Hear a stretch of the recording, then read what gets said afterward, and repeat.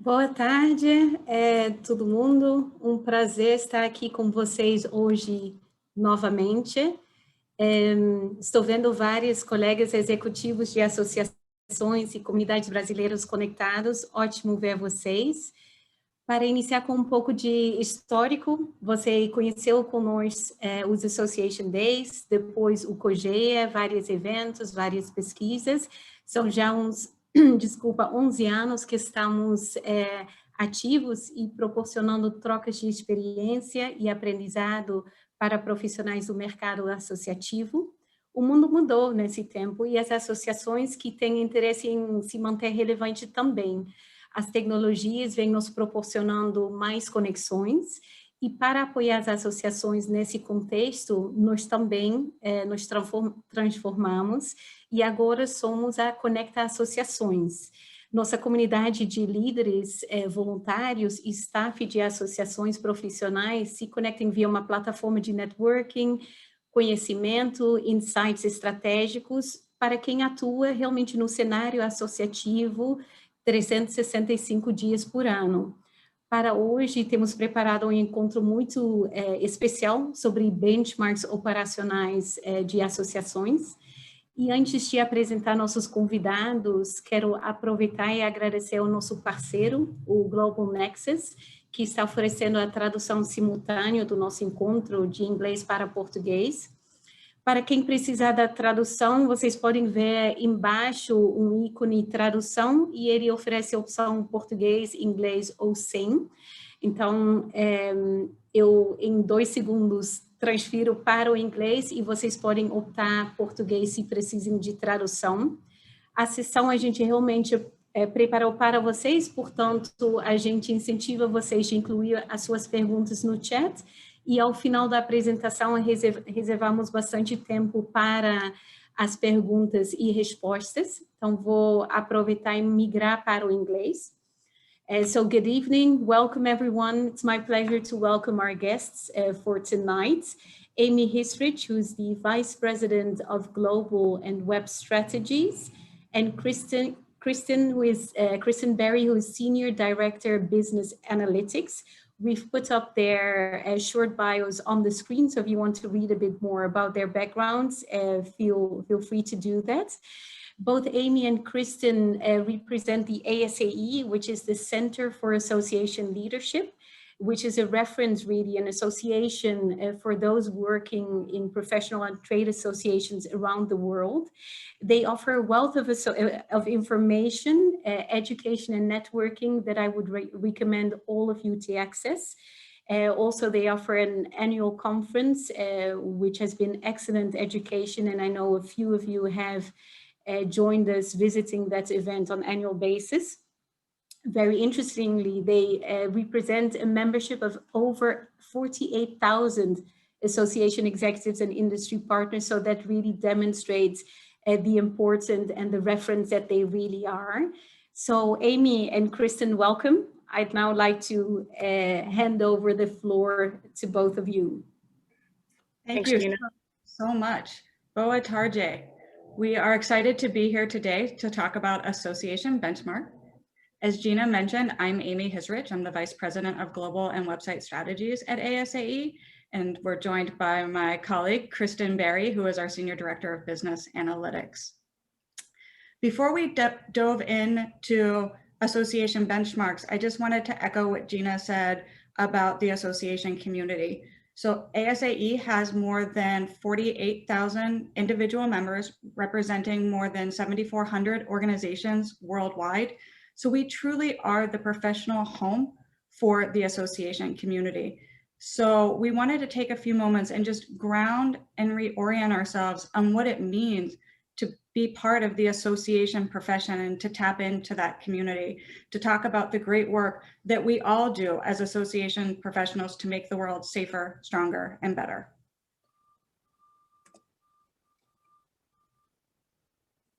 Apologies, there's my screen. When we first take a look at this image, it's a beautiful image, but the work of associations isn't immediately apparent. I don't see any signs that say associations. So sometimes we're a little bit hard to see in the work that we do. But as we start to look deeper, we begin to see the role that associations play in our air quality and our climate, in our infrastructure, in our economy, in our everyday health,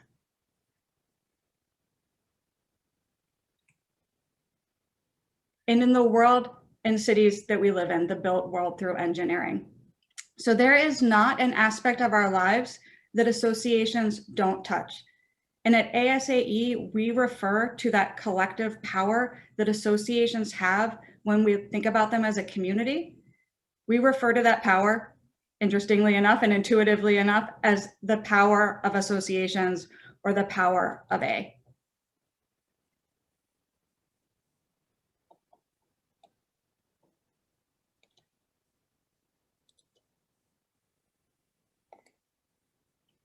There are 4 core tenets of the power of A and the role that associations play. The first is that associations propel our economies, and we do that through industrial development, product and service innovation, and facilitating domestic and international business. Associations enhance job skills. In the US, associations are the #1 provider of post-collegiate job training. So we don't just provide skills to help people in the jobs that they have today. We help them maintain skills, upskill, and reskill for the jobs of tomorrow. Associations improve systems and structures, and we strengthen lives. And we do that in a couple of ways. One, association members are so often the frontline volunteers that are out there when we see crises. When we just went through and we're still going through this pandemic, so often we saw associations taking the lead on innovating new ways to deliver things. And then of course, associations play a core role in maintaining safety and security standards for industries and professions. So again, I just wanted to take that moment and help us really connect in to the power of associations. Yeah, it's so true, Amy. And when I was thinking about the topic for today, data, I wanted to build on those rules that you mentioned and talk about a study that we've recently completed called Impact Every Day. And this is a study where we're really trying to highlight the great work that associations do around the world.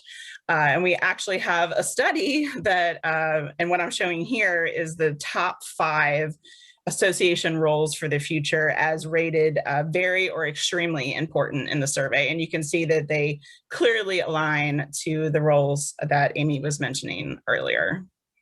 It really is the power of A. I've actually worked in associations my whole career, and I still get excited about the work that we do. So power of A. So why are we here? We're here to talk about benchmarking. And benchmarking, like, why should we benchmark? Benchmark is really a way for your staff and also your board to have that reliable comparison as to how you're doing versus similar organizations. It allows you to measure, like, are we being effective? Are we being efficient?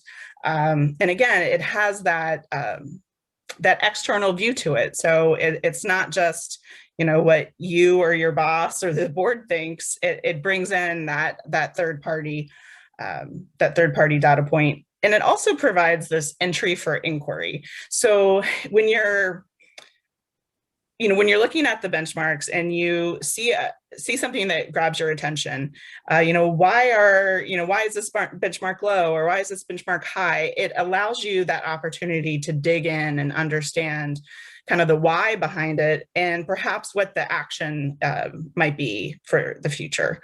And again, it just empowers that exploration and ultimately provides like a practical real world insight as to what you should do next. So benchmarking is critical to the work that we do.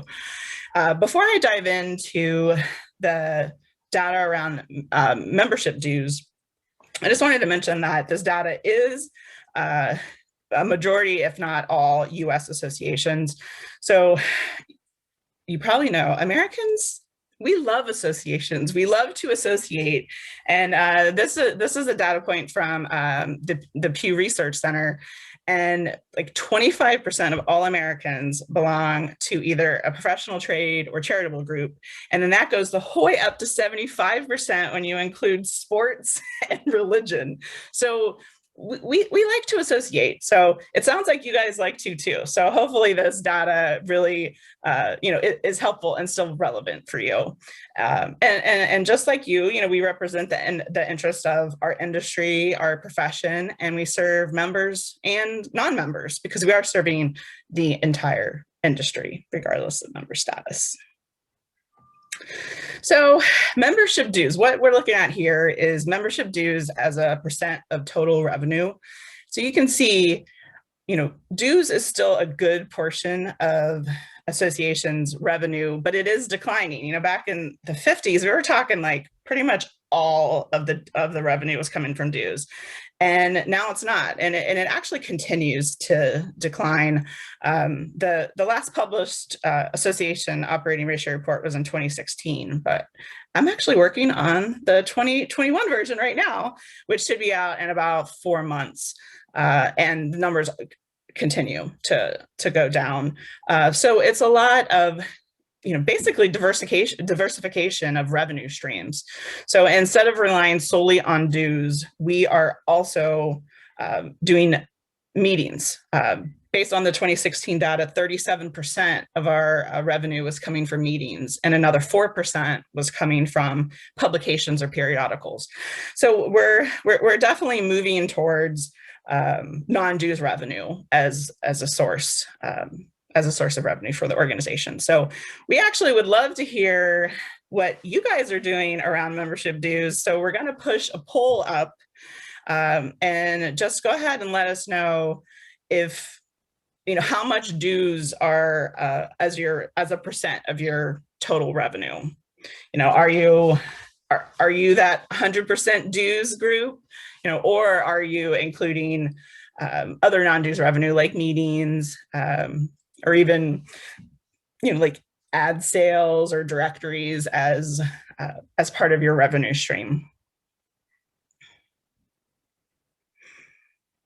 So we'll give you a few minutes to do that. While we're waiting, I'll also kind of touch on the next slide I'm going to show you too, because it's about the impact that COVID has had on our membership dues. And this is actually like a brand new, fresh off the presses study. The data was collected in like February and March of this year. And it shows that about half of the respondents were experiencing a decline of under 10% of their membership dues as a percent of total revenue because of COVID. And then, unfortunately, about 3% are experiencing a loss of over 50%. So the picture actually is a little bit better than I was anticipating. So I think that really shows the value that people find in associations, and they want to continue to belong. So do we have the results of the poll? I'm very curious where you guys are sitting. Nice. Wow. Okay. So that's it sounds like you guys are even more relying on like non-dues and things to support your organization. I'm gonna towards the end, I'm gonna highlight a few other resources that the ASAE and the ASAE Research Foundation has. So some of those will help support some of your other non-dues revenue things as well. So, okay, so membership dues. When you're looking at how to develop the pricing around membership dues, and this data is available in our benchmarking and association management study. The first thing is you need to think about, of course, your member need. Members who work in a hospital as a physician clearly have different needs than, say, an industrial engineer. So once you identify those member needs, then you need to figure out, how much will it cost to serve your members. So if you have, like an online community, there's going to be a cost around that. If you have a magazine, you might have costs around, getting people to write articles or even printing the magazine, which we actually in August, we're going to stop printing our magazine because we've really moved to digital. But also the overall operating cost of your organization, whether that be staffing or office space, or even like the technology, like a member database. And then ultimately, you have to look at your competition. If there's other organizations that your members might affiliate with, you definitely need to make sure that you are competing or have competitive pricing with them. So Amy, would you like to talk a little bit more about the membership offerings and what might be included? Absolutely, thank you. So Christian just gave us some factors for consideration when we're setting our dues, but one of the other things that we need to think about is what's going into our membership bundle. Are we taking more of a Netflix approach where our members pay a dues subscription and everything is included? Or are we taking more of the Amazon Prime approach where our members pay a fee and some things are included, but there are additional, maybe if you want to stream the best movies or go to the best conferences, those may be at an additional fee. We also need to think about what is available, not just to members at an additional fee, but what is available to non-members as well. So as Kristen mentioned, we need to be thinking about the cost to serve those benefits and are they bundled into the dues calculation? We need to be thinking about the value of those benefits to our members. Are they expecting them as part of their membership? If so, then we should price them into the dues, and that would be important.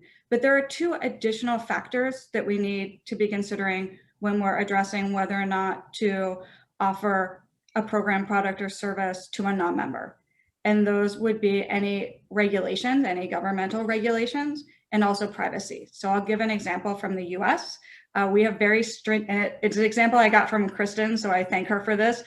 In the US, we have very stringent antitrust laws. So competition is really important to us here in the United States. So we have to be careful and we have to make the vast majority of what we make available to our members available to everyone. We can't just be taking a lot of information and giving it just to a set group of people.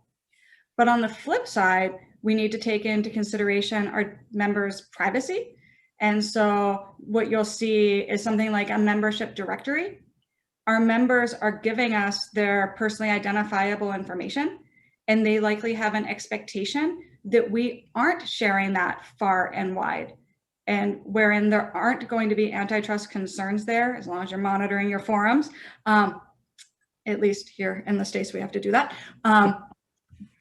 Then you would want to fall on the side of honoring what your members' expectations are for privacy. So those are just two additional factors that you want to keep in mind when you're deciding, will this be in the membership bundle?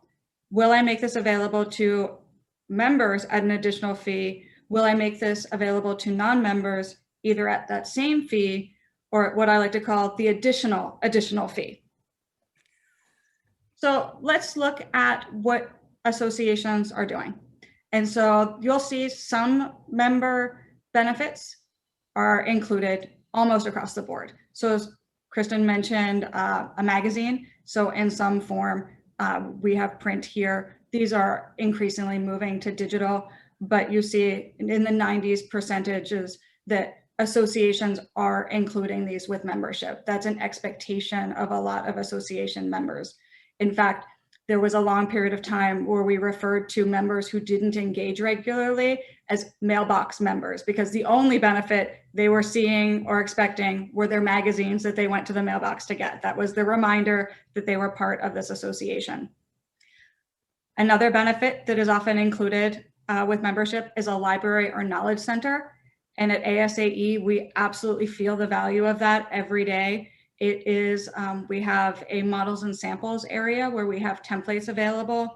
And when we do our member and customer service on the front lines every day, those are the resources that our members are coming to us saying, our mission is to help association professionals do their jobs better every day. And they look to us to provide those knowledge resources in order to help them do that. And so we see this again in the 90 percentile ranges that associations are similarly including that in membership. We're seeing in the 80s percentages of associations including research. So that is a core role also that associations play.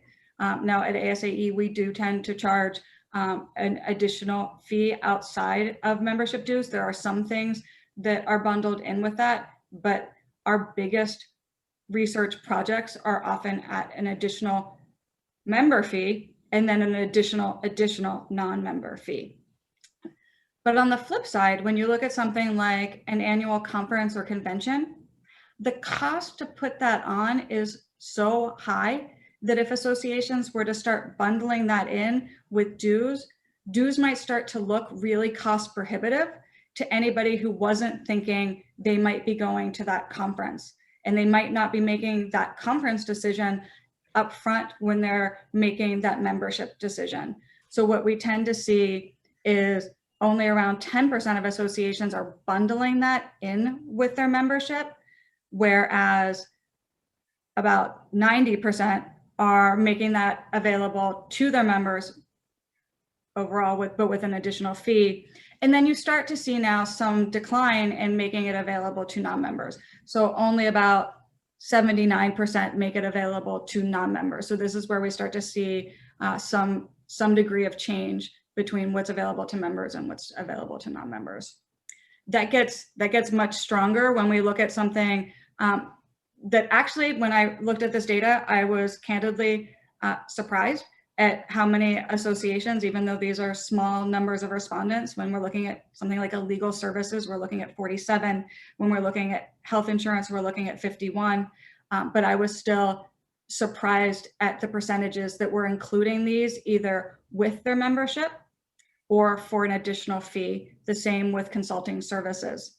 Now, what that tells me is that member benefits are really specific to member need. So it says that these organizations really understood what their members expected from them. So for example, ASAE isn't providing a lot of these benefits. We don't provide them because our members don't look to us. They don't expect us to be their source of those benefits. These other associations, however, understood their member needs, understood the perception of value in providing these, either included in the membership or at an additional cost. And so I use that to highlight that not all association mixes of programs, products, and services are going to be the same because we all represent different professions, different industries, and our members have different needs. To caveat that, there is a member benefit that is pretty much table stakes for associations, and that is that membership directory that I spoke of early on. You see, again, we're back in the 90s of associations including that with their membership. That's often just the first member benefit that people will think of in addition to that magazine. So that's just a mix of some of the programs, products, and services that associations are using to diversify their product portfolio, so they aren't just relying on membership dues and meeting revenue, because we can certainly all get into a scenario where that's what's driving the bulk of our revenues. Revenues takes us to net profitability, and just like it does in our daily consumer personal lives, net profitability is looking at revenue that's coming in minus expenses going out over a period of time. And so of course that's dependent on are we actually collecting those revenues? Are they actually coming in? And how are we controlling those expenses? So when we think about association management, we're nonprofits, but we do need to keep an eye on our expense controls, because if we don't do that, we can start to end up with a deficit if our expenses are exceeding our revenues. On the flip side, and we like this one better, we like it better in our personal lives too, if our revenues are exceeding our expenses, there's a surplus. So I often get asked by association staff members, typically when they're newer in their careers, but aren't associations nonprofit, why do we need to have that surplus? And it's so that we can invest that back in our missions, and so that we can put funding into reserves, which we will get to in a moment. But those surpluses are important so that we can continue to broaden what we offer to our members when we understand what they need. So what is the net profitability data? So we gathered this from 5,424 associations from the IRS 990. So the IRS is the US tax service, and the 990 is a form that I do not enjoy looking at, but it is a form that has a lot of numbers. And so this data came out of there, not out of a survey.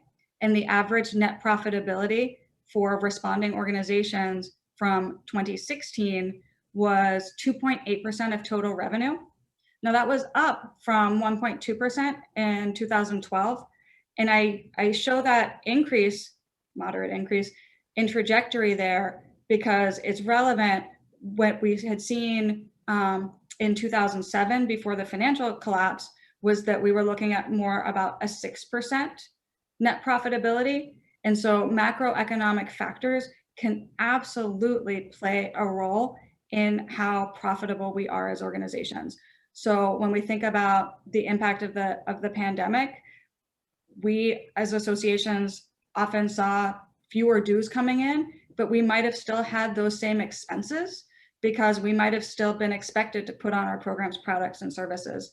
And that's where, if we had surpluses from past years that we had put in reserves, that's where we saw the difference between associations being able to continue to deliver on their missions versus it has been a very, very tough year, I know, for everyone, but also for the association community and trying to just to survive.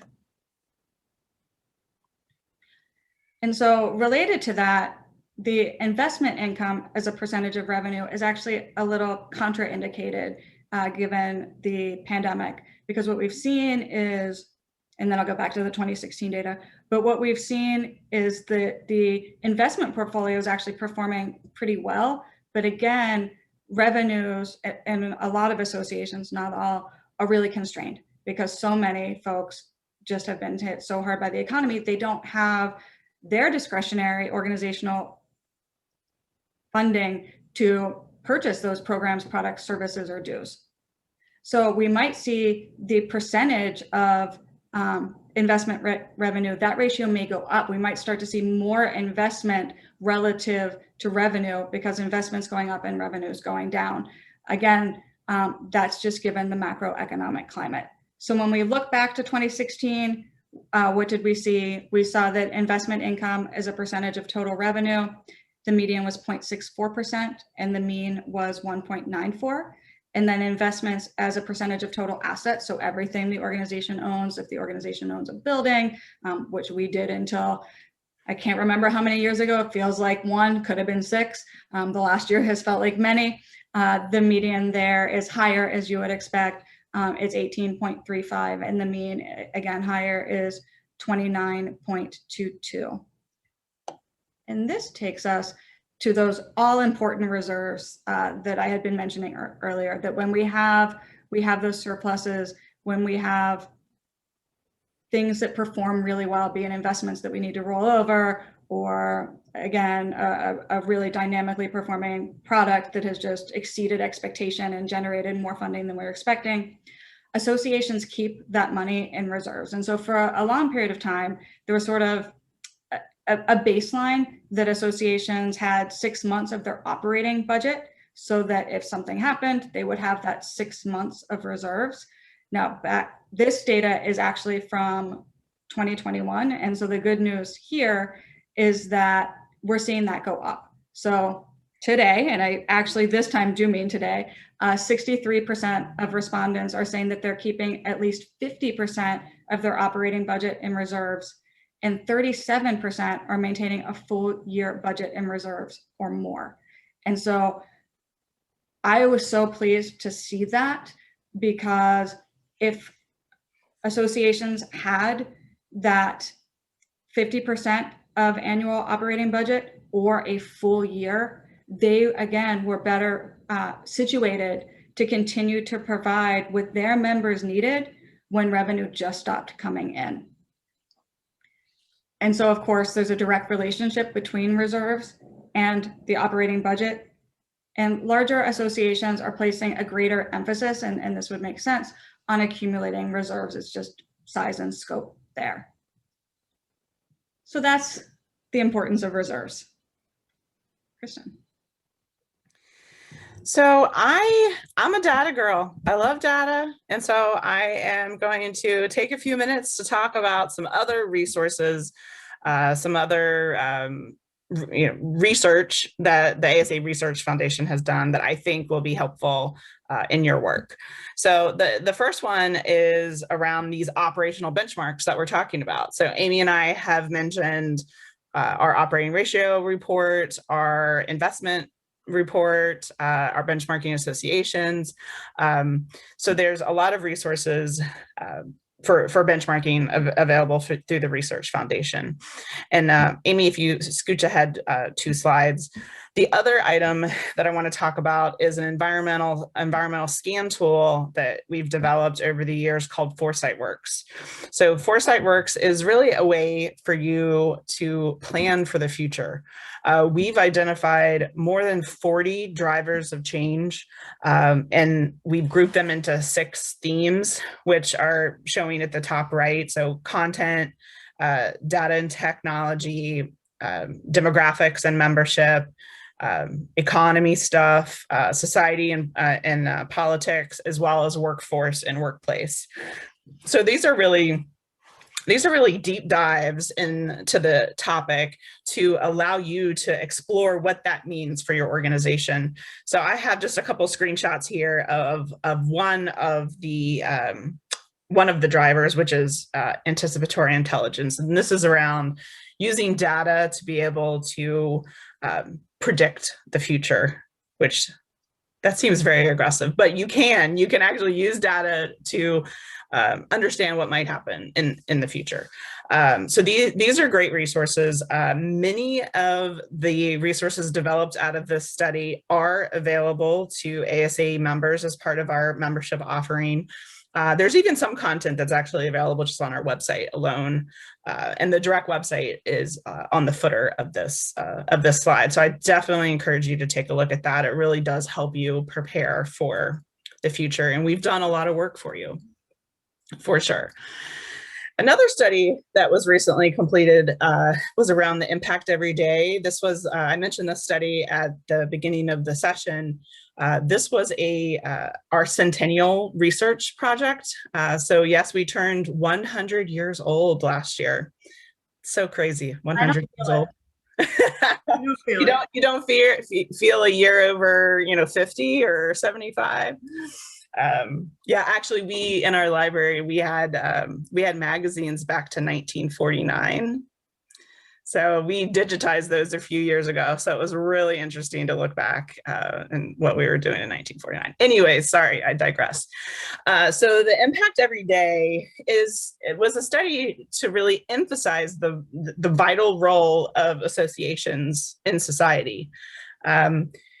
Part of it, a big part of it, was actually 20 case studies that just showcase the powerful work that associations are doing for their communities, their countries and the world. So it's really exciting stuff. And, if you want to get like a little pumped up about, working for an association and the work that you do, this is definitely something you want to take a look at.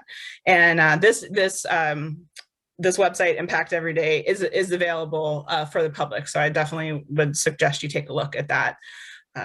And just like I said, feel very rosy and proud, of the work that you and associations are doing around the world.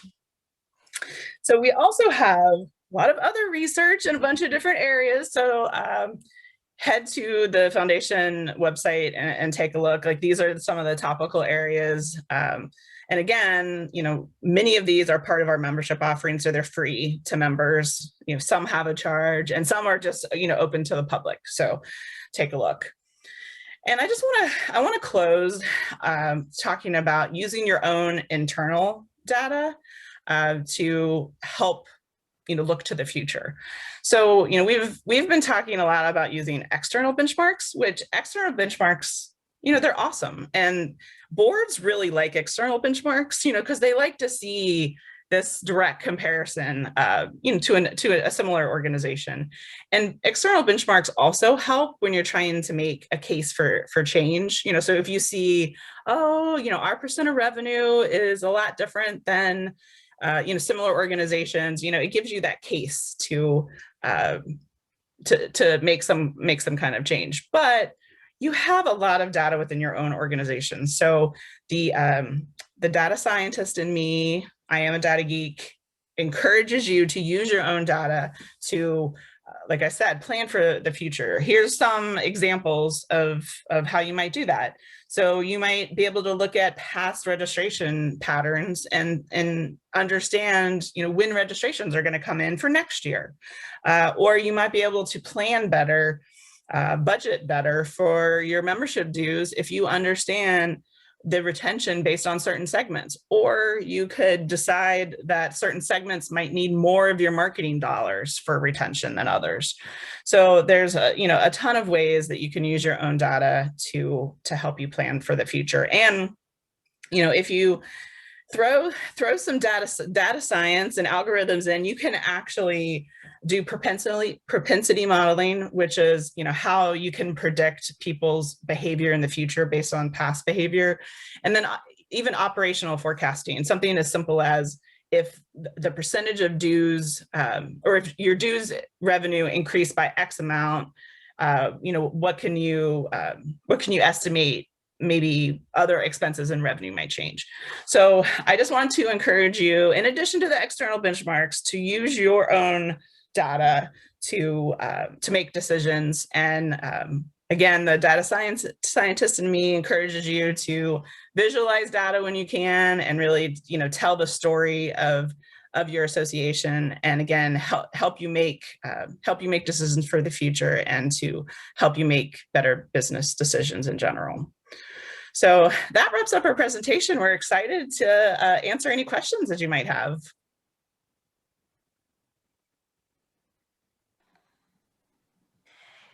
Christin and Amy, I would like to thank you so much for your presentation. It was really excellent. I know as we were preparing for this, we were trying to decide what parts of all the data you have to share.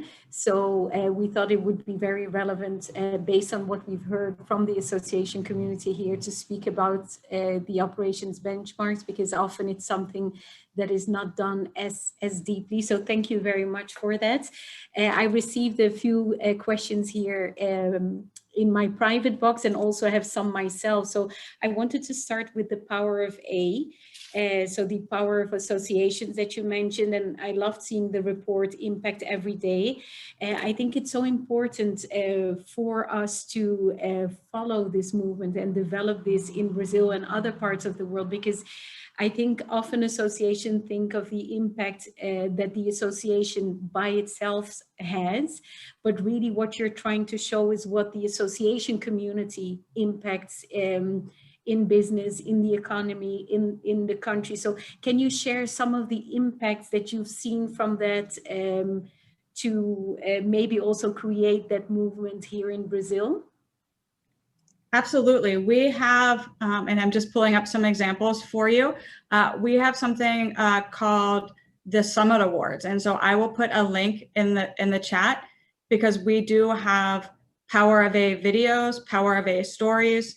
And so it's everything from healthcare women's business associations to coin operated laundry to the American Public Power Association and how they're working to actually provide power to the Navajo Nation here in the US. So yes, I will put a link there and we can give some of those examples. That would be wonderful. And Go ahead, Christin. No, I was just going to say, you probably hear a theme. There's a lot of storytelling going on, because that's, I think, where the richness is, where you really understand the impact of associations. We also have some resources on the Power of A website around the scope of the association community, because associations, nonprofits have to register with our tax service. So we're actually kind of lucky that we have access to that data. So we visualized a lot of, what is the financial impact of associations on the economy? How many people are employed by associations in different states and regions? So we've done a lot of that work too within Power of A. Well, and I can share, it's one that I was very excited about. I've done some interviews for the Power of A site. And after the Grinnell fire in London, I actually had an opportunity to sit, so that was several years back. I had an opportunity to sit down with an association in Australia that was advocating for stronger building codes. And they were using that fire as a way in Australia to have their legislators increase the safety of their buildings. And so that is the kind of stuff that associations do. So I will also go and get that link and put that in the chat. But I felt so good about our profession when I heard that story. Definitely, and we'll do our best also on the CONECTAA social media to help promote all that you're doing in that sense. I think it was really interesting what you mentioned, right? That associations are the #1 provider of education, apart from formal education, if you will. And I think we do not have this kind of data in Brazil. So again, shows the importance of ensuring that people join and stay engaged and stay active in societies.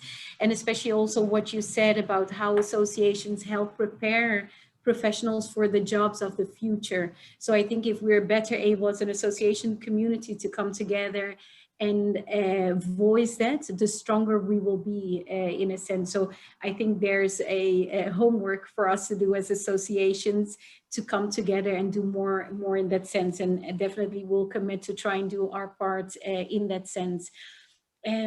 I think it was Amy or Christin that mentioned that the last report that you did on these benchmarks was from 2016, but that you're about to release a new one in about 4 months' time. So first question here as well, if we can count on you when we have the new data to also share that some of those insights again with the community, if you would be open for that, to bring some updates where there have been a lot of changes and maybe dive deeper into some of the other elements. Yeah, no, we can definitely do that. Yeah, the operating ratio report will be updated in a few months, and the investment study around reserves, that's actually brand new. So that one we tend to do our benchmarking studies on a rotating basis. So you'll see a theme where none of them happen at the same time, because data collection is hard. Getting people to respond to surveys is hard. I'm sure you guys feel the pain there too. I think I can respond for everyone that we do. I just also want to remember everyone that you can pose your questions in Portuguese in the chat. I'll translate them into English. And if I do a bad job, we have our translators here as well to help with that. Another question that I received here, Amy, is about the member needs. You touched a bit on that, the importance of that and the relevance. Could you share a bit more about how associations can go about to ensure that they really understand and cater to those needs? Absolutely. So I'm going to give an example from ASAE's side, because I actually was one of the co-leads on our member needs study that we just finished this year. So I am going to share my screen for a second. And we ended up doing a focus group with around 80 members after we had done outreach to a much broader sampling of members to really try to understand from their perspective, what do our members need from us and how do they need it? So we did what's called a jobs to be done study. And so what we wanted to understand is, what are our members hiring ASAE to do when they come to us for a conference, for a credential? And the results of that were there were about 7 core themes of things that people were trying to do. And some of them we knew: addressing a work challenge. That's part of our mission, to help association professionals do their jobs better every day, to grow their expertise. Of course, that would be part of what they would want from us, professional development. So those were intuitive. There were 2 that were really surprising, and that was seeking a sense of belonging. And so associations come to us to have that professional home. And so your members may be seeking that same thing from you. And they look to have purpose in their work. So that's not why we're saying this today, but I think it's resonating. We all want to feel that connection to that global community that makes the world safer, stronger, and better. We are all doing important work, and our members want to feel that and see that. And so we learned that coming out of it. And what we're able to do with this data, so we have mapped it, and we have mapped it in the form, and so that's what's over here on the right. We've mapped it by what they're doing to accomplish that job. So to get that sense of belonging, they might be going to the website, interacting online. They might be going to a conference. They might be volunteering, or they might just be looking for a peer group. So there are different ways that they try to do that. Find belonging is the that in that sentence. And within those, we needed to understand more specifically. Great, people want to interact online and find belonging. Well, that doesn't tell us how they expect to do that. So that's where the list underneath that, we got very detailed, and we ended up with several hundred things that our members expect for us to maximize and minimize. So what is great is not as much the individual data items that we have, but at a foundational level that we have them. Because now, anytime we're getting ready to propose a new program, product, or service, it starts here. Everything we do now starts with our member needs. If our members don't need it, want it, or expect it for us, why would we deliver it? And within that, how? So it was very challenging, since I am the VP of Global and Web, to not be defensive when I would see interacting online and I would read through the list and say, but we've done that, we've done that, we've done that. What I needed to remind myself, and I think what can be challenging for all of us, when we know what benefits we've put out in front of our members that either they haven't taken advantage of over time, or we didn't know that they needed it, was they might not have taken advantage of it, or they might be coming to you now because they either didn't know it existed or they needed it in a different way.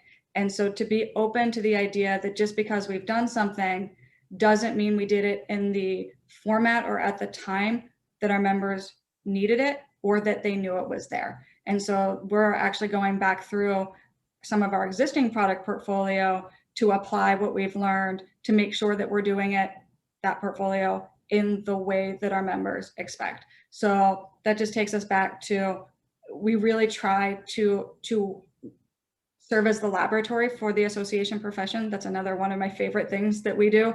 And for me, this was a great example of that, where we say that associations should understand their member needs. So we needed to start that. We needed to go out and really do that. And this was about a year-long process of really just getting into that data and getting these needs surfaced. And now Christin is in another group with me where we are trying to figure out how we will change our digital delivery based on that. So that's digital transformation coming up. Really interesting. I love the mapping. It really makes it visual. You both mentioned several researches that you do on a frequent basis. We heard one that's every 4 years. So what would you say would be a recommendation for associations to survey or check in for the member needs? Do you have a certain frequency? Is it at every program? What would you recommend organizations to do? Well, Amy's project is something that we would do on a regular basis, but it would be not every year. It was a huge project. But what we do is every year we measure the satisfaction and importance and the value that the members place on the program's products and services, and their satisfaction with their overall membership. So that's definitely important. If you see something trending down, or there's a lot of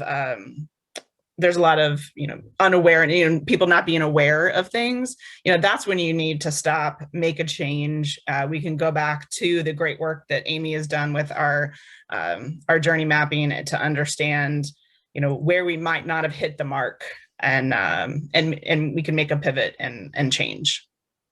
That's interesting what you mentioned, Christin, the analyzing your data to see if something is successful or trending down. So do you do that separately from the surveying, or is it part of the surveying? Can you also detail that? Because that is very relevant to the operational benchmarks we're speaking about, right? Yes. The member satisfaction specifically, we do that separately. So we do an annual member satisfaction survey, and then we also do satisfaction surveys for all of our meetings and also some of our products, and those happen like at the time, at the end of the meeting or when they purchase the product. So we do that quite often. Coming back also to the operational benchmark, you made an overview for us of the different programs and the percentages of organizations that include them, and yes or no, as well as the membership pricing, non-member pricing. For organizations that want to start and initiate those calculations and become more diligent, what would you recommend the first step would be? My first step would be, look at your own data, see what data you can get back, because sometimes depending on what system you're using, you might not be able to access it all. So really understand, what data you're able to gather. When you visualize your data, that's when you start to see patterns, and you can see seasonality and things like that. So I would definitely start there. We do have some specific resources on how you actually do that. Like what are the calculations to get to this or that? So we can definitely help with that. And if anyone has like super specific questions, you're more than welcome to email me or Amy, and we can find those specific resources for you. Something that Christin says to me all the time that I just love, and so while it's in no way, shape, or form technical, it has been a driving pillar as I think about this stuff, and that is just to get curious. And that simple phrase is so powerful, because if you really stop to think, okay, what data could I have? What questions do I have that could be answered? It begins to start that process for you. So if we just keep in our minds that we want to have a curiosity in our work and about performance, that's a great place to start. And Amy, I love what you say, the curiosity. In our session today, we have some association staff, but many key volunteers as well, because in Brazil and actually Latin America, often the leaders that also do some of the day-to-day lifting are the volunteer leaders. What if you, as either association staff or volunteer leader, president or whatever, feel that there is a need, but you don't have the board, the majority of the board willing to do that? How could you get approval or buy-in? Do you have any examples or recommendations in that sense? I think it would be challenging to know it in this specific scenario. Is the board not approving? Because that would be a very different answer than, because typically when we think about governance, we expect our volunteer leadership in the profession to operate at that strategic level. And so the implementation level would, at least here where we have the luxury of oftentimes having staff, but not always, that would be on the implementation side. So a lot of what we're talking about might start at that implementation level that really isn't up at that strategic governance place. And once you get some of those learnings, obviously within budget and within normal operations, then you might be able to take that to the board. And Christin gave another example of using benchmarks to make the case. And so that is something we also see. Great, thank you. Coming back to the data, one of the things that I found really interesting, Christin, you mentioned projecting the future. And there were several comments that came to me saying, I would like to learn this. Sorry, I muted myself. Can you share maybe just a tip of how this is done? How associations can prepare to be that advanced to really use the data, not just for the operational, but also in a general sense, as you mentioned. You offered a listing of different types, right? Yeah. There's a lot of ways, from basic up to, pretty complicated algorithms to make predictions. And, I'd say start small. If you understand kind of patterns of, say when revenue is coming in general, like for example, for our membership, we have a large amount of members that are coming in January. That's always how it's been, probably because people's fiscal years start in January. You can take that data point and you can predict the future. Come January, you're going to have a lot more revenue coming in. So it could start something as simple as that up to, there's actually,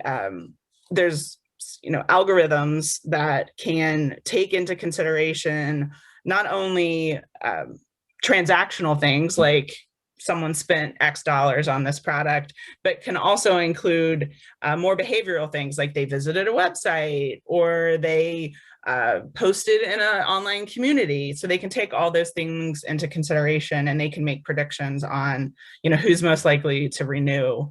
And all of that is just based on prior data.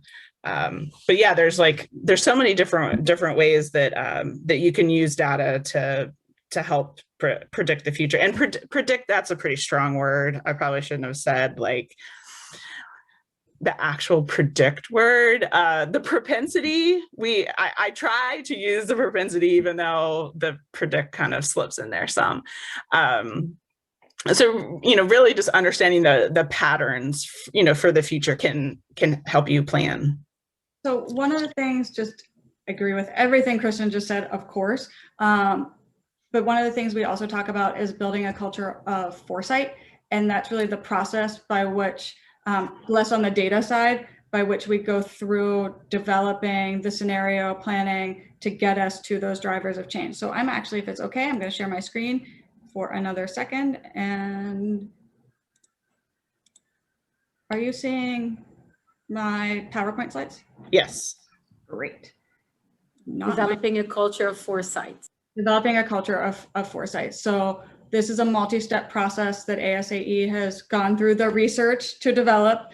And so it starts with framing the project, scanning, doing that environmental scan, then forecasting multiple potential options, picking a path and starting to vision it out. That's, I think, where a lot of that data that Christin's talking about, where that would fit in.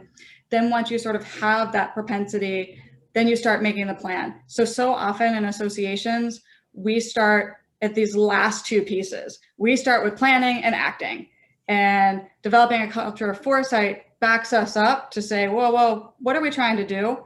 And then what are the possibilities if we were to start to do that?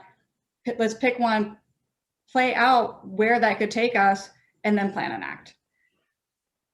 So just a potential model of thought there. Yeah, this is great. You can kind of see Amy and I's different roles. Amy's the strategy person. I'm the data person. I'm the data points. Well, I actually have done a presentation on developing a culture of foresight, so that's why it's top of mind, and that's why that slide was there. Wonderful. And I was interested to know if, Amy, you have an example of an organization or maybe within ASAE when you went from no longer just doing the end parts of this cycle, but actually starting, what kind of a positive impact this can have, or what kind of errors can be prevented? Oh, I'm sure we do have that. I don't have one off the top of my head. Christin, do you? I mean, this seems like cheating, but like I feel like the work that you did with the journey is a great example of us backing it up, you know, where we're not just like, let's change our member benefits. It's like, let's really think about what members want from us and craft the end result based on the front work. But I wanted to say that, but it looked too much like I was patting myself on the back. So thank you for saying that. That's where I wanted to go to, but that felt very self-serving. No, I mean, I think just to make clear, we did not prepare this question. This came up now spontaneously. I see here a question that Renata actually posted. She mentioned last year we did a survey with Brazilian associations, and we identified that one of the key initiatives of engagement that they developed during the pandemic was increase of digital communication and webinars. And whether ASAE has seen a similar trend. So basically, what have you seen coming out of the pandemic as a trend for associations? Yeah, absolutely. And Amy, I don't know if it makes sense, but you could share like our COVID resources. On our website, at the top of our website, we have an entire page that focuses on COVID related topics. And one of the items are the, we've been doing surveys like throughout this time. And the last survey that we fielded was asking like, in the future, like, what do you see the mix being as far as like virtual and in person? And I think, you know, all of us have seen such a growth in digital, and things like our annual meeting. Like, I must admit, I never thought we would ever have a virtual annual meeting, just because networking is such a big part for anyone who's come to our annual meetings. That feels like almost the most important thing. But we did it, and people were very satisfied. And I think in the future, we will always have a virtual component to all of our major meetings. And I think other associations are feeling that too, like the understanding that, you know, how you can include so many more participants when you offer a virtual programs. We touched, I think it was like 100% more people last year in virtual programs than we did the year before. You know, it's just, it's so easy for people to participate, and you know, being more inclusive is actually one of our goals too. So it's something we want to include moving forward. Thank you. And maybe to close off, so if anyone has a last question, either continue sending to me privately or in general, I'd like to ask both of you what you would say key takeaways are for associations. I can go. I think the main one for me is always Christin's grounding principle of get and stay curious. Also, always, again, start with the member and think about what their perception of value is, know what they want, expect, and how they expect to get it from the association, because that's going to play that role in establishing dues, in determining your program, product, and service suite outside of that. And it's really going to be the foundation on which your operations build. The rest of the pieces become data that flows out from there. Yeah, totally agree with everything Amy said. And I also want to add, you know, you have this support group, you know, that you guys are growing. So take advantage of that. You know, you can use data, you can use benchmarks, but, you know, picking up the phone and calling someone and talking about a shared experience can really go really far. So use your community. You know, ASAE also has not only an online community that you can access. So you use your network to, help you make better business decisions as well. With that, I'd like to thank both of you so much for the great insights. And I'd like to thank everyone for participating and staying with us for so long. And I believe we have one additional slide to share of our next meeting that will be held 20th of May, where we'll have Sharif Karamat, who is the President and CEO of PCMA, Professional Convention Management Association, who will speak about some of the trends also linked to the future of events for associations and in general. So we hope to see you again the 20th of May. Amy and Christin, thank you again so much for being with us and sharing this wealth of knowledge with everyone. Muito obrigada e boa noite a todos.